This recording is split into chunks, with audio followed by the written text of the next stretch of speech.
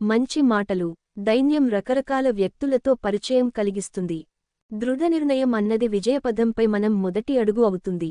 ఓపిక ఉత్తమోత్తమమైన ఔషధం. అసాధారణమైన ప్రతిభ ఎప్పటికైనా తాను చేయవలసిన దానిని చేసి తీరుతుంది. ధైర్యంగా ఉంటూ నిజం వివేకంల మార్గాన్ని అనుసరించండి. అప్పుడు ధర్మదేవత మిమ్మల్ని సంరక్షిస్తుంది. విజయవంతమైన జట్టుకు చేతులనేకం, కాని మనసు మాత్రం ఒకటే. గొప్పవారి యొక్క గొప్పతనం వారు చిన్నవారితో ప్రవర్తించే తీరును బట్టి తెలుస్తుంది. గంపెడు చదువు కంటే పిడికెడు లోకజ్ఞానం విలువైనది. పుస్తకాలు లేని ఇల్లు కిటికీలు లేని గదిలాంటిది.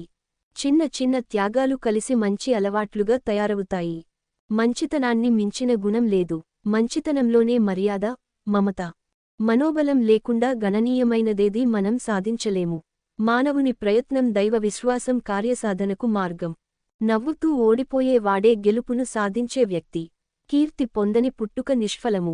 దేవుని ప్రేమించటం జీవిత లక్ష్యం, దేవునితో ఐక్యం చెందటం జీవిత గమ్యం. మంచి దస్తూరి అలవాటు చేసుకోవటం విద్యాభ్యాసంలో ఒక భాగం. ఎప్పుడు చిరునవ్వు నవ్వుతుంటే భగవంతునికి సన్నిహితముగా ఉంటావు. అందరి సంతోషంలో నీ సంతోషాన్ని వెతుక్కో. శత్రువుల సంఖ్యను పెంచుకోదలుచుకున్నారా? అయితే కొంత మార్పును తీసుకుని వచ్చేందుకు ప్రయత్నించండి. ప్రతి కష్టంలో గొప్ప లాభాలను ఆర్జించిపెట్టే విత్తులుంటాయి. నీవు ఎలా కావాలనుకుంటే అలాంటి భావాలను నీ మనస్సులో నాటుకో. జనన మరణాల మధ్యంతర కాలం జీవితం. మారణాయుధాలు మనల్ని నాశనం చేయకముందే మనం వాటిని నాశనం చేయటం అవసరం. మీరు గెలవాలని ఆశపడుతున్నప్పుడు ముగ్గురు పెద్దవారిని సంప్రదించండి. జీవితాన్ని విఫలం చేసే ప్రమాదకర లక్షణం తొందరపాటు. కొన్ని పట్టులాంటి ముఖాల వెనుక ముతక గుడ్డ ఉంటుంది. గౌరవ మర్యాదలతో కూడిన జీవితంను గడపడానికి అదృష్టం అన్నది ఉండాలి.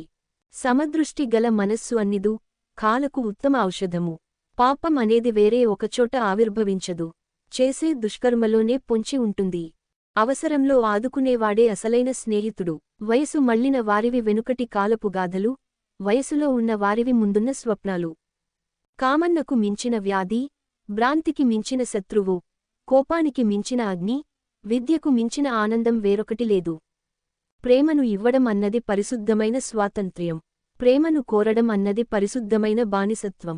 వినయం ప్రతిష్టకు సులభ మార్గం. మొత్తం విషయాన్ని అపార్థం చేసుకోవడం కన్నా కొంత విషయాన్ని అర్థం చేసుకోవడం మంచిది.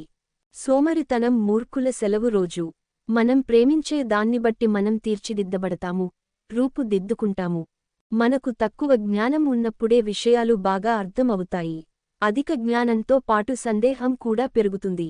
పాపం అనేది వేరే ఒకచోట ఆవిర్భవించదు. చేసే దుష్కర్మలోనే పొంచి ఉంటుంది.